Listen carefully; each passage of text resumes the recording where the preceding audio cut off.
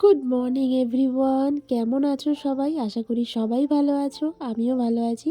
মাহি মামামের আরেকটা নতুন ব্লগে তোমাদের সবাইকে স্বাগত। তো দেখো আজকে কি সুন্দর রোদ উঠেছে, আর এত ভালো লাগে না সকাল সকাল রোদ উঠলে। তাই জন্য দেখো কত জামা কাপড় কেচেছি। আর শীতকালে মানে কাচাকাচি করা মানে তো হাত পাগুলো পুরো আড়ষ্ট হয়ে যাওয়া। তো চলো এখন একটু গরম জল চিয়া সিড দিয়ে খেয়ে নিই। তোমরা যারা আমার ব্লগ দেখো তারা কিন্তু জানো যে আমি সকালবেলায় চিয়া সিডটাই খাই। আর জানো তো দারুণ উপকার, খুব ভালো। আর যাই জন্য কিন্তু আমি এই চিয়া সিড মধু আর লেবু দিয়ে খাই। তো যাই হোক, আজকে কিন্তু তোমাদের কাছে আমি একটু দুঃখিত হয়ে বলছি কথাটা, যে অনেক দিন পর ব্লগ দিচ্ছি। কিছু সমস্যার কারণে প্রত্যেক দিন ব্লগটা দেওয়া সম্ভব হয়ে উঠছে না। তাও তোমাদের কাছে বলবো যে আমার একটু পাশে থেকো।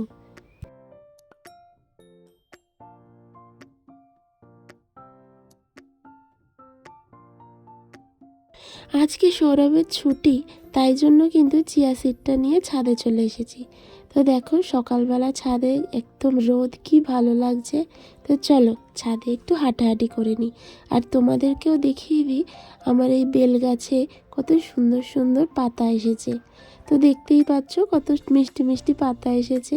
আর এদিকে দেখো আমি না লঙ্কার গাছ লাগিয়েছি, সেটাই হয়েছে। তো চলো এখন একটু হাঁটাহাঁটি করে নিই। আজকে যেহেতু সৌরভের ছুটি, তাই জন্য একটু হাঁটাহাঁটি করতে পারছি, না হলে তো পারতামই না।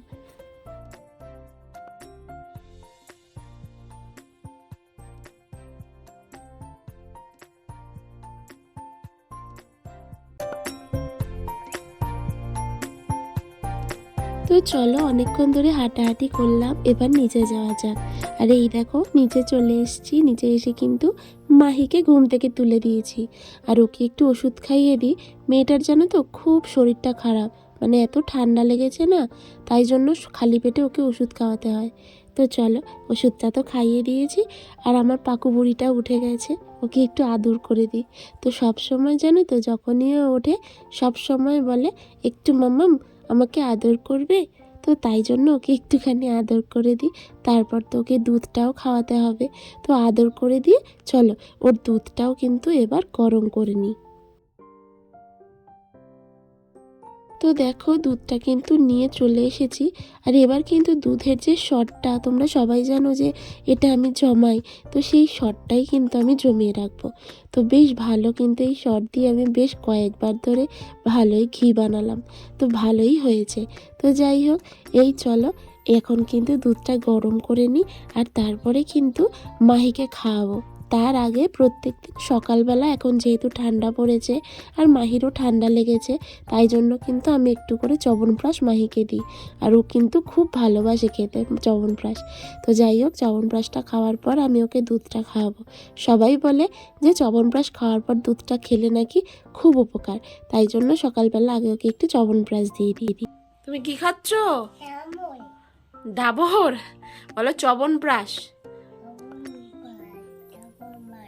খাও, ভালো খেতে, খাও। মাহি কেন? নাও নাও নাও, কেন? হ্যাঁ কি করে? কোথায় দেখি? এখানে পেট ব্যথা করে? তাড়াতাড়ি খেয়ে নাও, তাড়াতাড়ি খেয়ে নাও, আসো আসো, তাড়াতাড়ি খেয়ে নাও।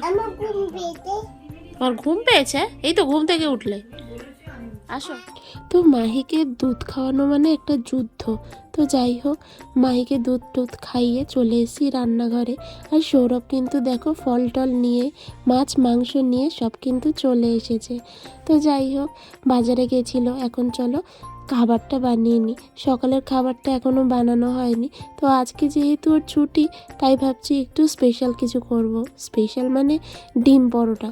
তো চলো ডিম পরোটাটা তোমাদের সামনে শেয়ার করি। তো দেখো আগে কিন্তু নুন মিষ্টি আর তেল দিয়ে ভালো করে ময়দাটা আর আটাটা ময়ান দিয়ে নিলাম। আমি কিন্তু আটা ময়দা মিশিয়েই করি, খুব ভালো হয়। তো যাই হোক, এখন কিন্তু আটা ময়দাটা ভালো করে মেখে নিয়ে তারপরে কিন্তু লুচির মানে রুটির আকারে কিন্তু গড়ে নেব।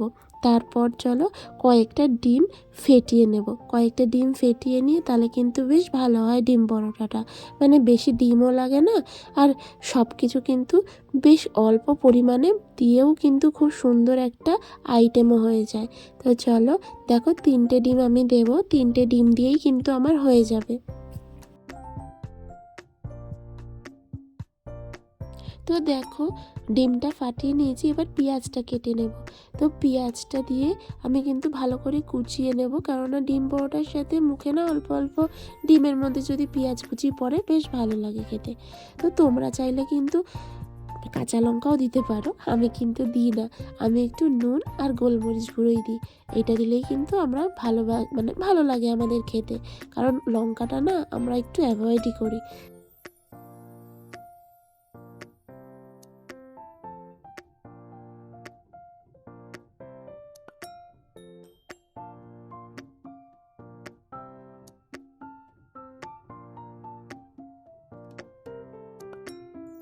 তো তোমাদের বলি, এই যে আমাদের কিছুদিন পরেই জানো তো ঘুরতে যাওয়ার একটা প্ল্যান চলছে, মানে সৌরভ কিছুদিন পরে আবার বেরোবে। তো আমরা সৌরভ যখন কাজের ওখান থেকে চলে আসবে তারপরেই কিন্তু আমরা একটু ঘুরতে যাব। তো শীতকালেই তো ঘুরতে যাই বলো, তো কোথায় যাচ্ছি না যাচ্ছি অবশ্যই তোমাদের সাথে শেয়ার করব। তো দেখো আমার কিন্তু এই একটা রুটি বেলা হয়ে গেছে, আর চলো এবার ডিম পরোটাটা কিভাবে করছি সেটাই তোমাদেরকে দেখিয়ে দিই।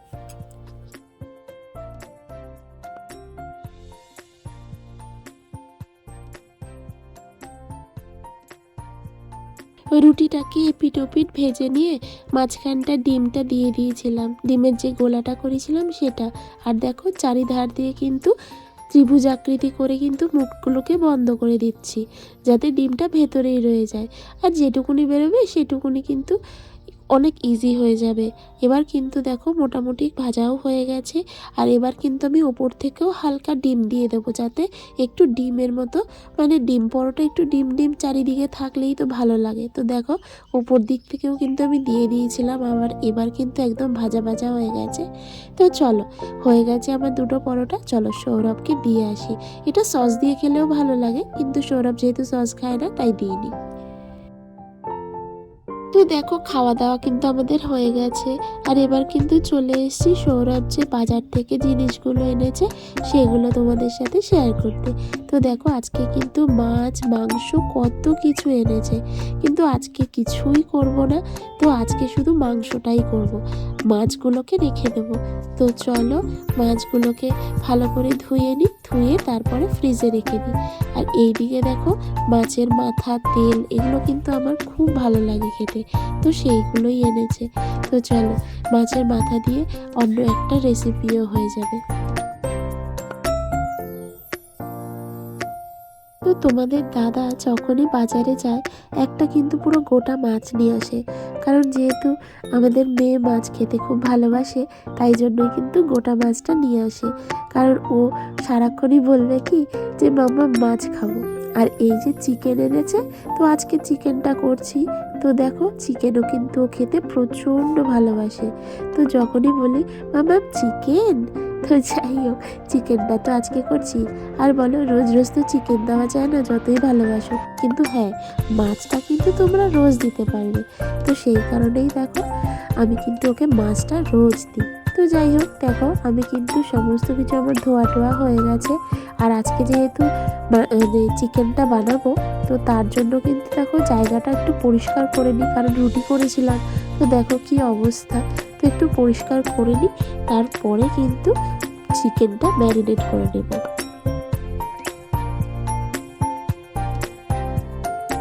তো চলো সমস্ত কিছু পরিষ্কার হয়ে গেছে, এবার চলো চিকেনটাকে ম্যারিনেট করে নিই। তো ম্যারিনেটের জন্য দেখো আমি আদা রসুনের যে পেস্ট আছে সেটাই দিয়ে দেব। তো সেটা দিয়ে তার মধ্যে কিন্তু অল্প দই দিলে ভালো হয়, কিন্তু আজকে আমার কাছে ছিল না তাই জন্য আর দইটা দিইনি।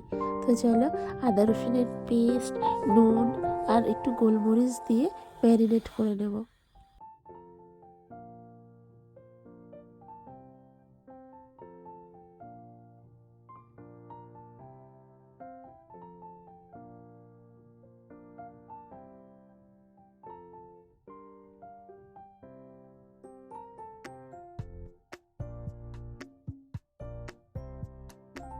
আজকে জানো তো চিকেনের যেটা বানাবো সেটা একদম কষা কষা চিকেন বানাবো, একদম বাঙালি স্টাইলে। আর বাবুর জন্য কিন্তু একদম চিকেনের ঝোল বানিয়ে দেবো, ওর জন্য মতো, মানে ওর যেটুকুনি লাগবে সেটুকুনি। আর আজকে দেখো আমি কিন্তু আলাদা চাল নিয়ে এসেছি, কেন বলো তো? কারণ আজকে একটু পি রাইস বানাবো। তো যেহেতু সৌরভ এখন সবসময় বাড়িতে থাকে না বা কাজের সূত্রে বাইরে থাকে, তাই ভাবি যে কিছু একটু নিত্য নতুন বানিয়ে দিই। অনেক দিন ধরে তো বেচারা খেতে পারে না বাইরে থাকলে, তাই জন্য ভাবি যে এগুলো একটু বানিয়ে দিই বাড়িতে। তো আজকে তাই জন্য, যেহেতু আজকে ওর ছুটিও অফিসের, তো সেই কারণেই কিন্তু এটা আজকে ওকে বানিয়ে দিচ্ছি। তো চলো এটা আগে ওকে বানিয়ে দিই। আর এই যে চালটা আমি ভিজিয়ে নিয়েছি, এটা রেখে দিই। আর এই যে চিকেনের জন্য পেঁয়াজটা আমি কেটে নেব। তো যেহেতু কষা বানাবো, তাই জন্য পেঁয়াজটা আমি একটু বেশিই দেবো। তো চলো আজকে বেশি উল্টোপাল্টা মশলা দেবো না। পেঁয়াজ, ধনে গুঁড়ো আর আদা রসুনের পেস্ট আর টমেটো, এই দিয়েই কিন্তু আজকে করব। আর জানো তো দারুণ হয়, তোমরা এরকম করে কষা করো। তো চলো আগে পেঁয়াজটা কেটে নিই, কেটে নিয়ে তারপরে বানাবো।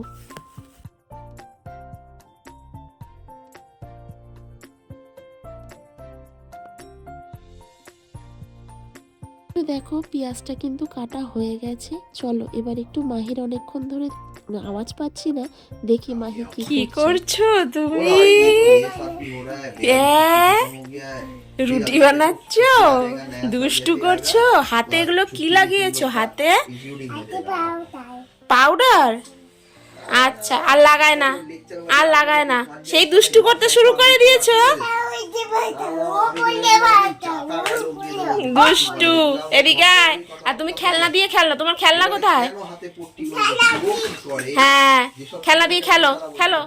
তো দেখেছো মাহিকে যখনই চোখের আড়াল হবে, যখনই দেখি যে কিছু করে না, মানে আওয়াজ পাওয়া যায় না, তখনই ভাবি যে কিছু না কিছু তো করছে। তো যাই হোক, আমি আবার ওকে একটু বকা টকা দিয়ে চলে আসলাম রান্নার এখানে। তো চলো পেঁয়াজটা ভেজে নিই। আর এই ভেজে নিয়েই কিন্তু আমি কিন্তু পেঁয়াজটা একদম মানে যখন একদম নেতিয়ে যাবে, তারপরেই কিন্তু আমি চিকেনটা দেবো। মানে পেঁয়াজটাকে আগে একটু লাল করে আজকে ভাজবো। আর পেঁয়াজের মধ্যে আমি কিন্তু একটু গোটা গরম মশলা দিয়েছি, আর কিচ্ছু দিইনি। তো দেখো পেঁয়াজটা কিন্তু একদম নেতিয়ে গেছে। এবার কিন্তু আমি এই চিকেনটা দিয়ে দেবো। তো চলো চিকেনটা দিয়ে আমি একটু নাড়িয়ে চাড়িয়ে একদম কষাতে বসিয়ে দিই।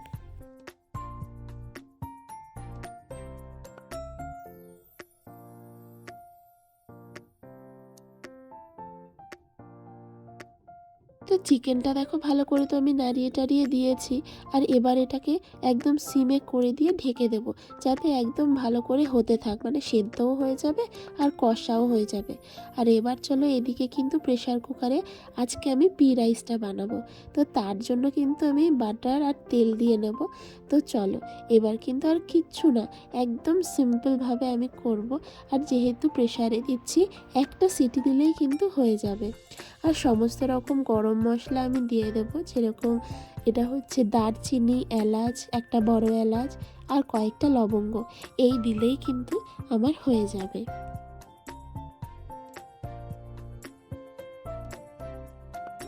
সমস্ত গরম মশলা তো দিয়ে দিয়েছি, এবার একটু নাড়িয়ে নিলাম। আর এবার কিন্তু যে চালটা ভিজিয়ে রেখেছি সেটা কিন্তু দিয়ে দেবো। আর এই চালটা কিন্তু আমি বেশ আধা ঘন্টার জন্য ভিজিয়ে রেখেছি। তো যাই হোক, চালটা এবার দিয়ে ভালো করে কিন্তু নাড়িয়ে নিতে হবে। আর এর মধ্যে কিন্তু নুন দিয়ে দেবো। আর দেখো কড়াইশুঁটিগুলো ধুয়ে আমি দিয়ে দিলাম। এবার চলো ভালো করে কষিয়ে নিই, কারণ চালটা একটু ভাজা ভাজা হলে না, তাহলে কিন্তু খুব ভালো লাগে জানো তো। তো চলো চালটা একটু ভালো করে ভাজা ভাজা করে নিই। আর ওপর থেকে কিন্তু যে নাটমেগ পাউডার বলে, মানে জায়ফল গুঁড়ো, সেটা কিন্তু দিয়ে দেবো, তাহলে কিন্তু একটা আলাদাই সেন্ট হয়। আর এদিকটাই দেখো আমি কিন্তু এই দিকটাও একটু নাড়িয়ে দিলাম, কারণ এই দিকটায় অনেকক্ষণ নাড়াইনি, তাই জন্য এদিকটাও একটু নাড়িয়ে দিলাম।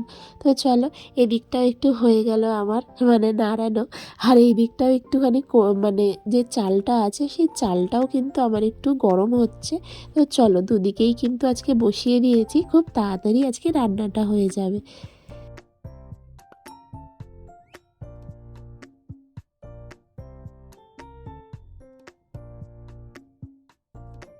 তো এই যে দেখছো আমি ঘষে দিচ্ছি জায়ফলটা, তো এটাতেই বলছিলাম খুব সুন্দর সেন্ট আসে। তোমরাও কিন্তু একবার ট্রাই করো, দেখো খুব দারুণ একটা সেন্ট হবে। তো যাই হোক, আমি কিন্তু এবার হয়ে গেছে। আর এবার কিন্তু আমার যেহেতু হয়ে গেছে, আমি কিন্তু এবার জল দিয়ে দেবো। নাড়িয়ে চাড়িয়ে নিয়েছি। আর এবার কিন্তু চলো জলটাও দিয়ে দিই, মনে হচ্ছে একদম ভাজাটা হয়ে গেছে।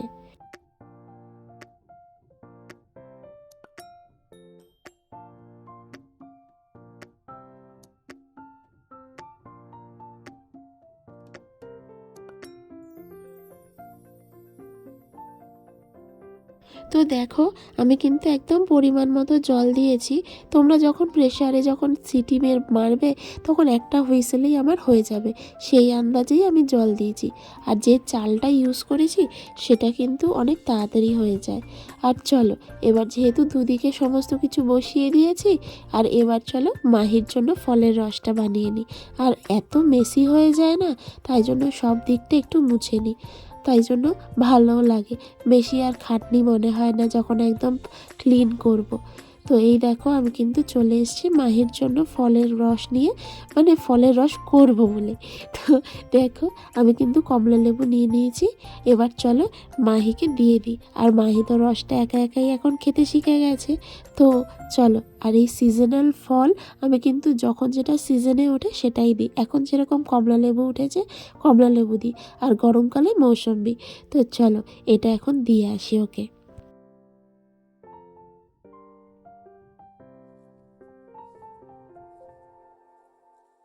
তো মাহিকে রসটা দিয়ে আসার আগে একটু এই যে চিকেনটা একটু নাড়িয়ে দিয়ে যাই, কারণ ঘরে গেলে ওকে তো অনেকক্ষণ ধরে মানে দেখতে হবে যাতে মানে ফলের রসটা একা খেতে পারলেও যদি না ফেলে দেয়, সেই জন্য ওর কাছে একটু বসে থাকতে হয়। তো চলো ওকে দিয়ে দিয়ে এবার। আর ও তো খুব ভালোবাসে রস খেতে। তো ও আমাকে বলে, মাম্মাম রসটা দারুণ হয়েছে, যখনই দেবো তখনই বলে। আর এবার ওকে রস খাইয়ে চলো, এই যে ওকে চানটাও করিয়ে নিয়ে এসেছি। তো এবার একটু না আমি একটু হেয়ার ড্রায়ার দিয়ে ওর চুলটা একটু শুকিয়ে দিই। শুধু শীতকালেই দিই জানো তো, কারণ এত বড় বড় চুল হয়ে গেছে। আর এই চুলগুলো তাই জন্য কাটাও হচ্ছে না, তাই জন্য ড্রায়ার দিয়ে একটু শুকিয়ে দিই। একে স্নান করানোর পর আমিও স্নান করে পুজোটা দিতে দেখো বসে গেছি। তো আজকে গোপসোনাকে অনেকটা দেরি হয়ে গেছে পুজো দিতে। তো চলো ভালো করে আজকে পুজোটা দিয়ে নিয়েছি। এবার চলো মাহিকে খাওয়ানোর দিকে যাওয়া যাক।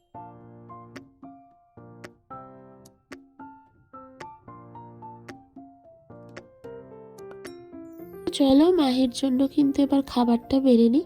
আজকে তো দারুণ ইয়াম্মি ইয়াম্মি সমস্ত খাবার হয়েছে। আর এই দেখো যে ভাতটা বানিয়েছিলাম, সে ভাতটা দেখো কতটা ঝরঝরে হয়েছে, দেখতে পাচ্ছ?